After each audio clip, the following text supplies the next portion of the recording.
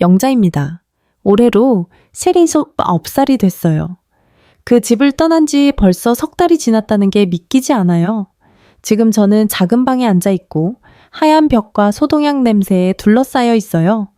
여기는 요양원입니다. 아들 민호나 며느리 지은 그리고 몇 안 되는 옛 친구들까지 모두가 그게 더 좋을 거야 라고 해서 여기 왔어요.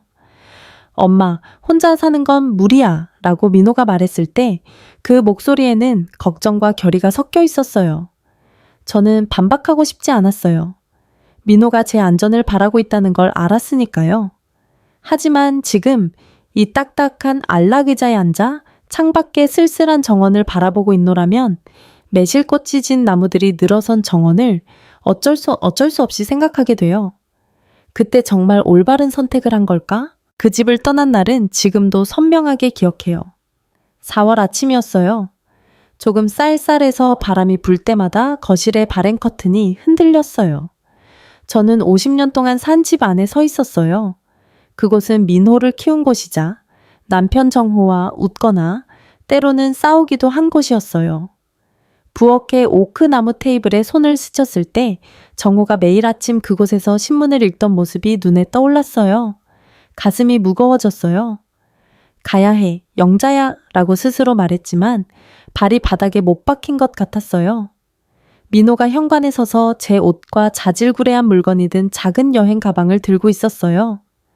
엄마, 차가 기다리고 있어 라고 부드럽게 말했지만 그 목소리에 약간의 조급함이 섞여 있다는 걸 알았어요. 저는 고개를 끄덕이고 밖으로 나왔어요. 그리고 문이 닫혔을 때 제 일부가 그곳에 영원히 놓아둔 것 같은 기분이 들었어요. 요양원으로 가는 차 안에서는 별로 말을 하지 않았어요. 민호가 운전하고 지은이 조수석에서 요양원의 이야기를 즐겁게 했어요. 방은 정말 깨끗하고 24시간 누군가가 돌봐줘요. 엄마, 이제 아무 걱정도 안 해도 돼요 라고요. 지은의 말에 미소 지었지만 마음속으로는 다른 걸 생각하고 있었어요. 매일 아침 직접 차를 끓여서 마루에 앉아 참새가 가지에서 뛰노는 걸 보던 그 시간이 머릿속에서 떠나지 않았어요. 앞으로 모든 게 남이 정해주는 생활에 어떻게 익숙해져야 할까? 요양원에 도착했을 때 젊은 직원 지연 씨가 밝은 미소로 맞아주었어요. 할머니 오셨어요. 여기에 오신 걸 환영해요. 라고 종소리 같은 목소리로 말해줬어요. 저는 고개를 끄덕이고 웃으려고 했지만 입술이 굳어버렸어요. 지연 씨는 제 짐을 들고 복도를 안내해줬어요. 걸어가면서 여기가 식당이고 저기에 대화실이 있어요. 라고 설명해줬지만 저는 멍하니 있었어요. 머릿속으로는 아직 집 거실이나 정원의 생각을 하고 있었어요. 그 오래된 나무 테이블이나 정호가 심은 작은 매실나무. 그건 지금 어떻게 됐을까? 민호가 제대로 돌보고 있을까? 제 방은 2층 모퉁이에 있었어요. 작고 깨끗하며 최소한의 물건만 있어요. 침대, 책상, 의자, 그리고 창문. 지연 씨가 무슨 일 있으시면 언제든 불러주세요 라고 말하고 나간 후 저는 방에 혼자가 됐어요. 여행 가방을 열어 옷을 옷장에 넣었지만 손이 멈췄어요. 가져온 한복 한 벌을 손에 들었을 때 갑자기 눈물이 솟구쳤어요. 이건 정호가 좋아하던 남색 한복으로 옛날 추석날에 입고 함께 나갔던 적이 있었어요. 그때 정호는 영자야, 역시 예쁘네 라고 말해줬었죠. 그 말이 귓가에 되살아나서 저는 서둘러 한복을 접어내었어요. 울면 안 돼요. 여기서 울면 다시 일어설 수 없을 것 같았어요. 창밖을 보니 요양원의 정원이 펼쳐져 있었어요. 매실나무 몇 그루가 서 있고 꽃은 이미 져버렸지만 봄의 끝을 느끼게 하는 풍경이었어요. 저는 의자에 앉아 가만히 밖을 바라보고 있었어요. 그러자 멀리서 새소리가 들려왔어요. 그 참새들 같아 라고 생각한 순간 집에 있을 때의 평온한 기분이 조금 돌아왔어요. 하지만 곧 현실이 밀려왔어요. 여기는 제 집이 아니에요. 제 자리가 아니에요. 모두가 좋아 라고 해서 왔지만 정말 이게 좋았을까? 마음속으로 몇 번이나 되물었지만 답은 찾지 못했어요. 요양원에서의 생활이 시작돼서 저는 매일 조금씩 이곳에 익숙해지려고 노력했어요. 아침 6시 반이 되면 직원의 목소리로 눈이 떠져요. 좋은 아침입니다, 여러분. 아침 식사 시간이에요. 라고 스피커에서 밝은 목소리가 울려 퍼져요. 저는 침대에서 일어나 얼굴을 씻고 거울 앞에서 머리를 빗었어요. 거울에 비친 제 얼굴을 보니 깊은 주름과 백발이 두드러져서 옛날 제 자신이 멀게 느껴졌어요. 옛날에는 더 생기 있었는데 라고 생각하니 가슴이 조여들어요. 하지만 그런 기분을 떨쳐내고 식당으로 향했어요. 멈춰 있으면 하루가 시작되지 않으니까요. 식당은 넓고 많은 테이블이 질서 있게 놓여 있었어요. 거기에는 저와 비슷한 나이의 할아버지나 할머니들이 앉아 있고 모두 조용히 밥을 먹고 있었어요. 아침 식사는 항상 정해져 있어서 밥에 된장국, 구운 생선, 그리고 김치예요. 저는 자리에 앉아 숟가락을 들었지만 좀처럼 먹지 못했어요. 집에 있을 때는 직접 만든 주먹밥이나 차밥을 자주 먹었어요. 그 간단한 맛이 그리워서 눈앞에 된장국을 마셔도 뭔가 부족했어요. 맛있어? 라고 옆에 앉은 할머니가 물었어요. 이름은 미숙 씨로 70대 후반쯤으로 보였어요. 저는 응, 그럭저럭 이라고 애매하게 답했지만 솔직히 말하면 집 맛과는 전혀 달랐어요. 미숙 씨는 여기는 맛이 싱거워 하지만 익숙해질 거야 라고 웃어줬어요. 그 미소가 부드러워서 조금 마음이 따뜻해졌어요. 직원 지연 씨는 매일 바쁘게 움직이고 있었어요. 그녀는 20대쯤으로 젊은데 아주 듬직해서 모두의 돌봄을 척척 해내고 있었어요. 어느 날 제가 식당에서 멍하니 있자 지연 씨가 다가왔어요. 영자 할머니 무슨 일 있으시면 망설이지 말고 말씀하세요. 여기서는 모두 가족 같아요. 라고 미소 지으며 말해줬어요. 그 말에 조금 안심됐지만 마음 한구석에서는 가족 아니야 라고 중얼거렸어요. 진짜 가족은 민호와 지은 그리고 손주들인데 여기 있는 사람들과 어떻게 가족처럼 될 수 있을까? 지연 씨는 제 표정을 알아챘는지 익숙해질 때까지 시간이 걸리지만 괜찮아요 라고 덧붙였어요. 저는 고마워라고 작게 답했지만 그 말이 정말 될지 반신반의였어요. 낮에는 대화실에서 보내는 일이 많았어요. 거기에는 큰 TV가 있어서 모두가 사극이나 가요 프로그램을 보고 있었어요. 저는 별로 흥미가 없어서 창가 의자에 앉아 밖을 바라보는 일이 많았어요. 정원에는 작은 화단이 있어서 직원이 가끔 물을 주고 있었어요. 그 화단을 보고 있노라면 집 정원에 있던 매실나무가 생각났어요. 정호가 심은 나무로 매년 봄이 되면 하얀 꽃이 피어서 둘이서 바라보며 차를 마시곤 했죠. 그때는 평온했어 라고 생각하니 눈물이 솟구쳐서 서둘러 눈을 비볐어요. 누군가 보이면 부끄러우니까요. 어느 날 미숙 씨가 옆에 앉아와서 영자 할머니 항상 혼자 있네. 외롭지 않아? 라고 물었어요. 저는 조금 놀라서 아니 익숙해 라고 답했어요. 하지만 그건 거짓말이었어요. 저는 외로웠어요.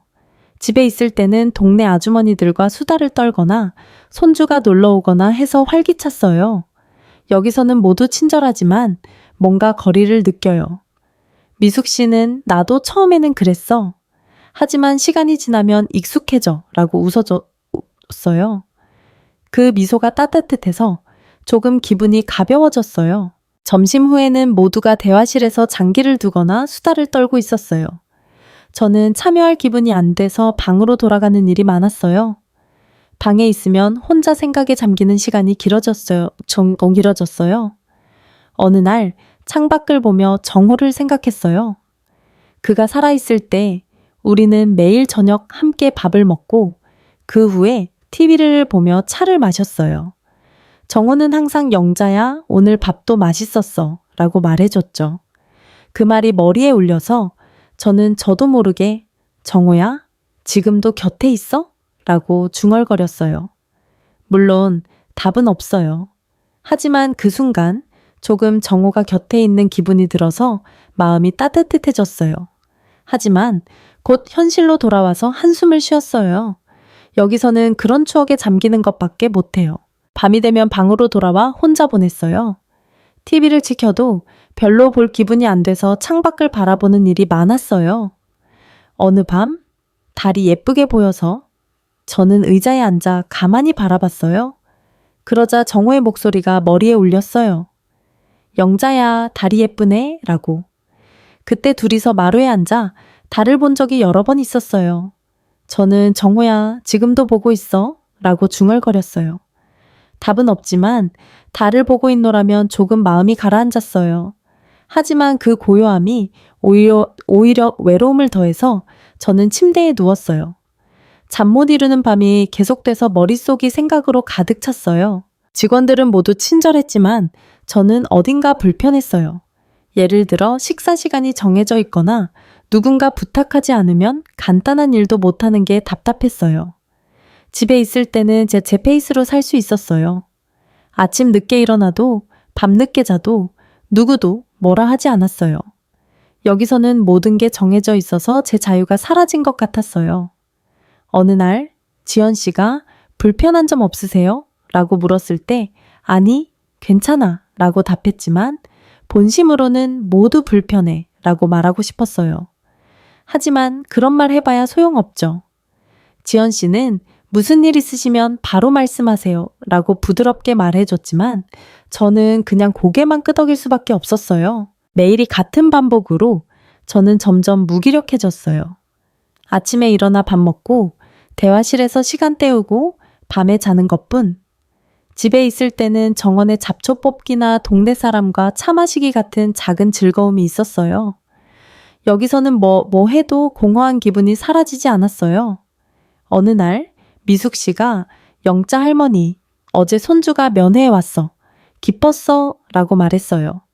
저는 좋네 라고 답했지만 마음속으로는 부러움을 느꼈어요. 민호나 손주들은 아직 한 번도 안 왔어요. 바쁜 건 알지만 조금 기대했던 제 자신이 있었어요. 어느 날 지연 씨가 영자 할머니, 내일은 모두 함께 제기차기 이벤트가 있어요. 참여하시지 않을래요? 라고 초대했어요. 저는 응, 생각해볼게 라고 답했지만 솔직히 별로 내키지 않았어요.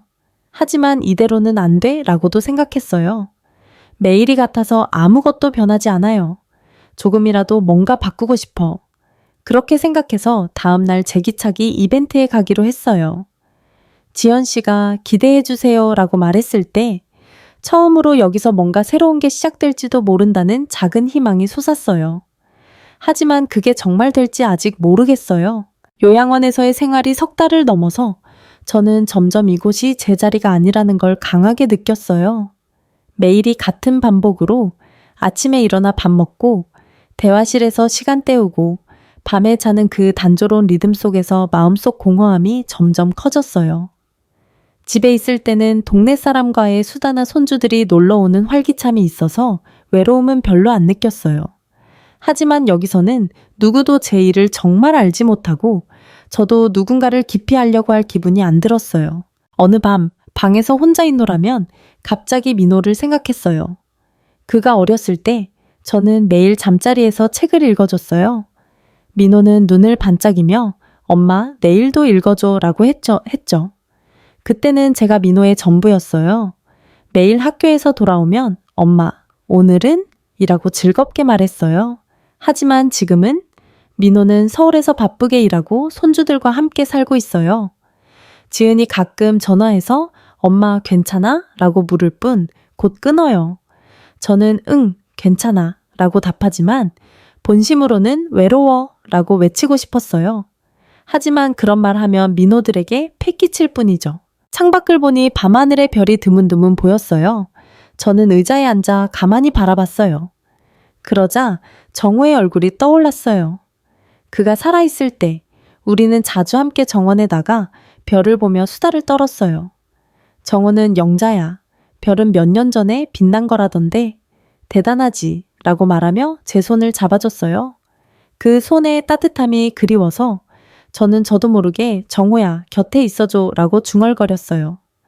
답은 없지만 마음속으로 정호와 이야기하는 것 같았어요. 야, 나 여기서 뭐 하는 거지? 모두가 권해서 왔지만 정말 이게 좋았을까? 정호라면 부드럽게 웃으며 영자야, 너는 열심히 하고 있어 라고 말해줄 거예요. 하지만 그 목소리는 머릿속에서만 울리고 현실에는 아무도 없어요. 어느 날 식당에서 미숙 씨가 영자 할머니, 손주 만나고 싶지? 라고 말했어요. 저는 놀라서 응, 만나고 싶어? 라고 솔직히 답했어요. 미숙 씨는 내 손주는 지난주에 왔어? 편지도 줬어? 라고 기쁘게 말했어요. 그 말을 듣고 가슴이 찌릿했어요. 민호나 손주들은 아직 한 번도 안 왔어요.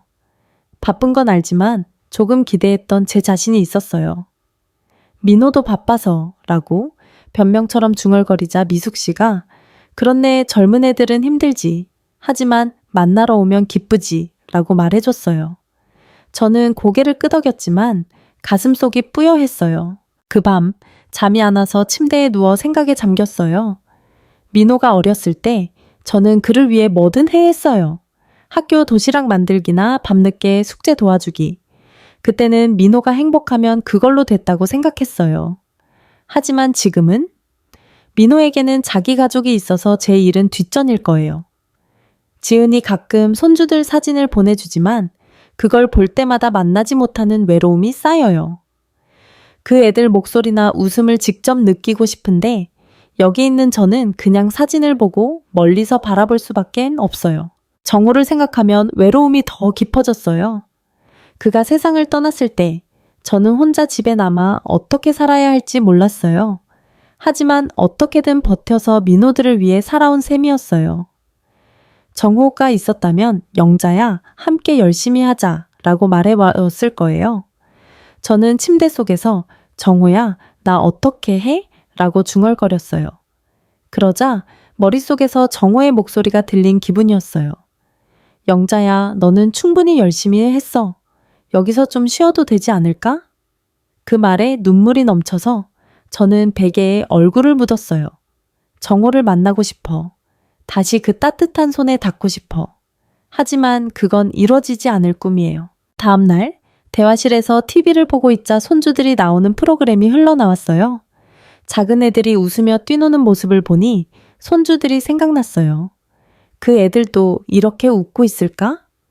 제가 집을 떠날 때 손주 하나 은지가 할머니 또 봐 라고 손을 흔들어줬죠. 그 웃음이 머릿속에서 떠나지 않아서 저는 TV를 끄고 방으로 돌아왔어요. 책상 위에 놓인 은지의 사진을 꺼내 가만히 바라봤어요. 은지야, 할머니 일 기억해줄까? 라고 중얼거렸지만 답은 없어요. 손주들에게 저는 이미 먼 존재일까?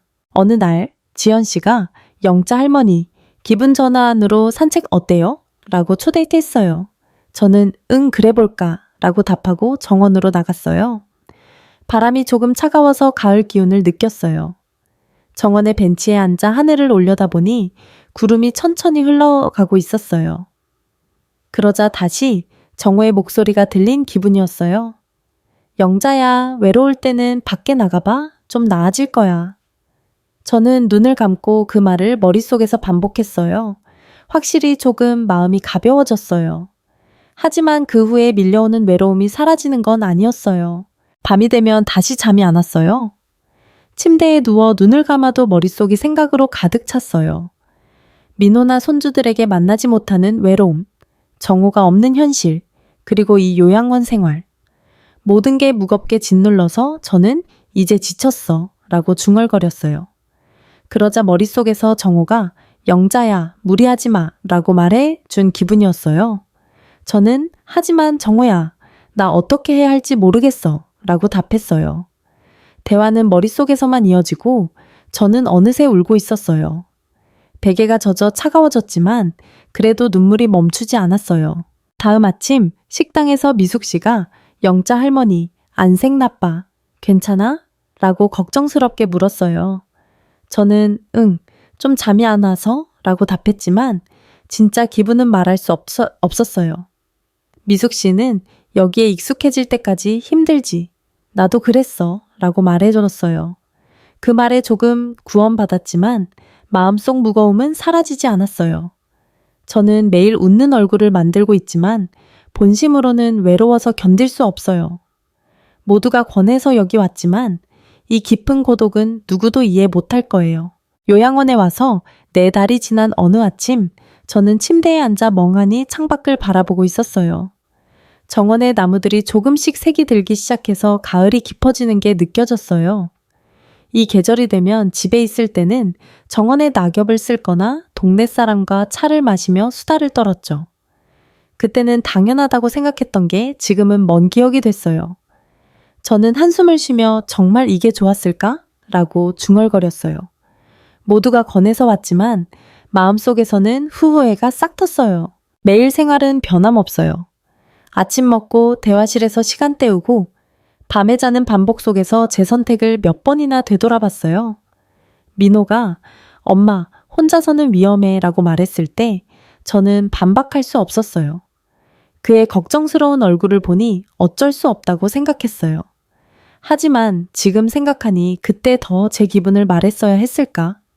집에 있었다면 외로울 때도 있었지만 제 페이스로 살 수 있었어요. 여기서는 모든 게 정해져 있어서 제 자유가 사라진 것 같아요. 지연 씨가 무슨 곤란한 일 있으시면 말씀하세요 라고 할 때마다 모두 곤란해 라고 본심으로는 말하고 싶었어요.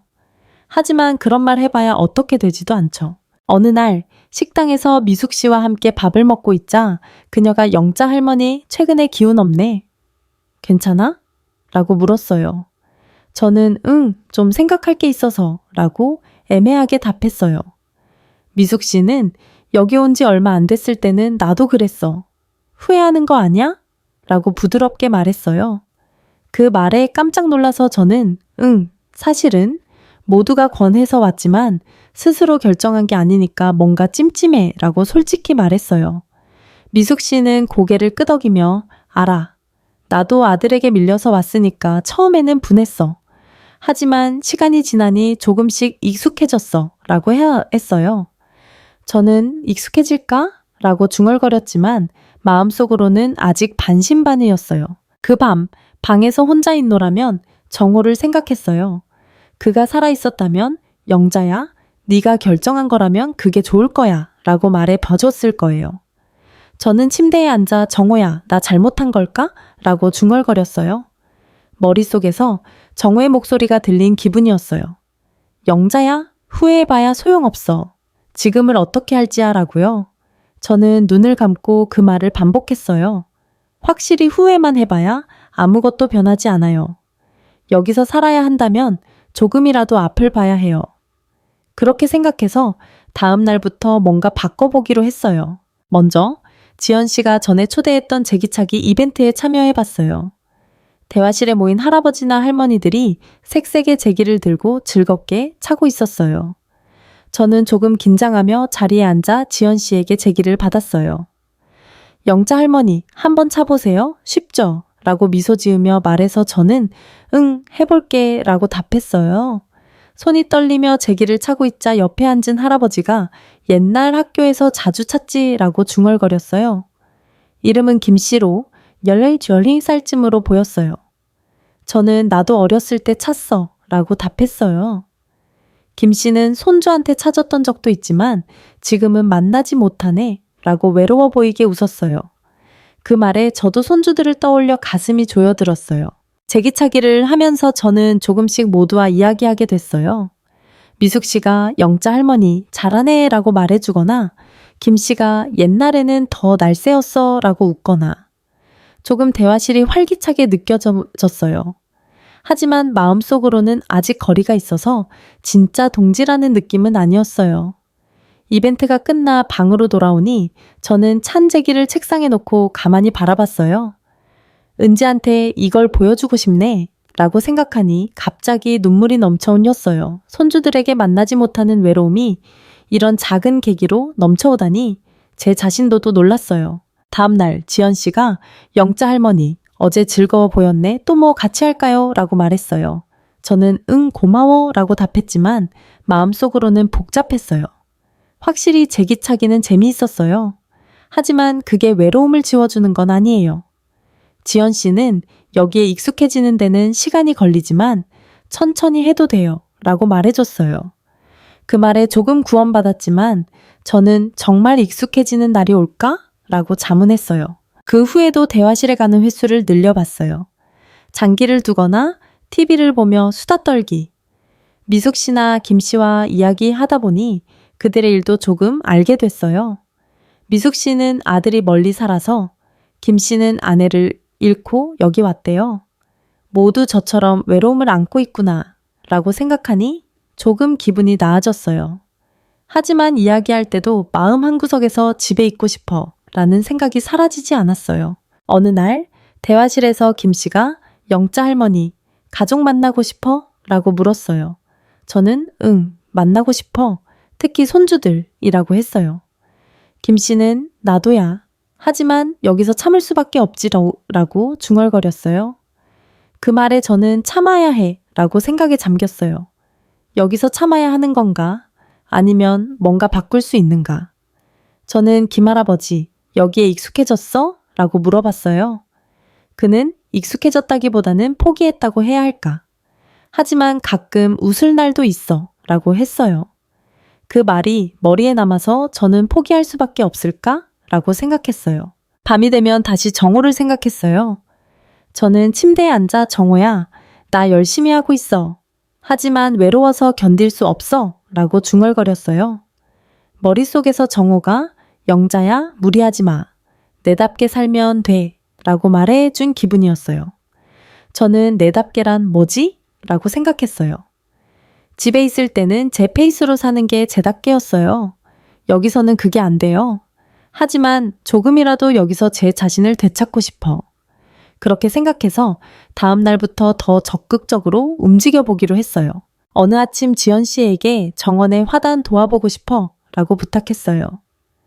지연 씨는 좋아요, 같이 해요 라고 말했어요. 정원에 나가 꽃에 물 주거나 잡초 뽑기를 하니 집 정원을 떠올려 조금 마음이 가라앉았어요. 지연 씨가 영자 할머니 즐거워 보이네 라고 할 때 저는 응, 오랜만에 뭔가 하는 기분이야 라고 답했어요. 그날은 처음으로 요양원에서의 시간이 조금 의미 있게 느껴졌어요. 하지만 밤이 되면 다시 외로움이 돌아왔어요. 저는 이게 괜찮을까? 라고 자문했어요. 열심히 하는 셈이지만 진짜 자리 잡기는 아직 못 찾았어요. 요양원에서의 생활이 5달째에 접어든 어느 날, 저는 평소처럼 아침을 마치고 대화실로 향했어요. 밖은 겨울 기온이 짙어져서 창밖을 보니 정원의 나무들이 잎을 다 떨어뜨렸어요.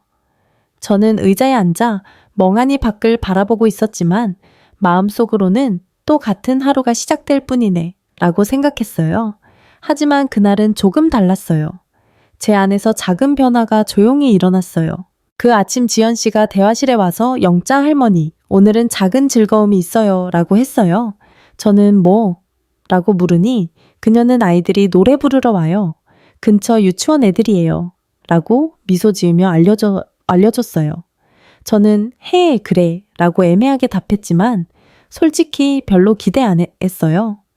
아이들을 만나도 손주들이 아니면 외로움이 쌓일 뿐이지 않을까 했어요. 하지만 지연 씨의 기뻐하는 얼굴을 보니 거절하기도 미안해서 볼게 라고 했어요. 점심 무렵이 되니 대화실에 작은 아이들이 들어왔어요. 5살쯤 된 애들로 모두 빨강이나 초록 스웨터를 입고 손을 흔들거나 웃고 있었어요. 선생님이 안녕하세요 할아버지 할머니들 이라고 활기차게 인사하고 아이들이 노래를 시작했어요. 처음에는 아리랑을 부르고 그 후에 눈이나 징글벨을 불렀어요. 저는 앉아 듣고 있었지만 점점 가슴이 따뜻해졌어요. 그 노랫소리가 옛날 은지나 다른 손주들이 집에서 부르던 걸 떠올리게 했어요. 은지가 할머니 이 노래 알아? 라고 말하며 제게 가르쳐줬던 적이 있었죠. 노래가 끝나니 아이들이 우리에게 다가와 하나씩 손수 만든 카드를 줬어요. 제게도 작은 여자아이가 다가와 할머니 이거 줄게 라고 말하며 종이로 만든 별 모양 카드를 줬어요. 카드에는 항상 감사해요 라고 크레용으로 쓰여 있었어요. 저는 고마워 라고 웃으며 받았지만 그 애의 미소를 본 순간 눈물이 솟구쳤어요. 서둘러 눈을 비볐지만 옆에 있던 미숙 씨가 영자 할머니 울어? 라고 물었어요.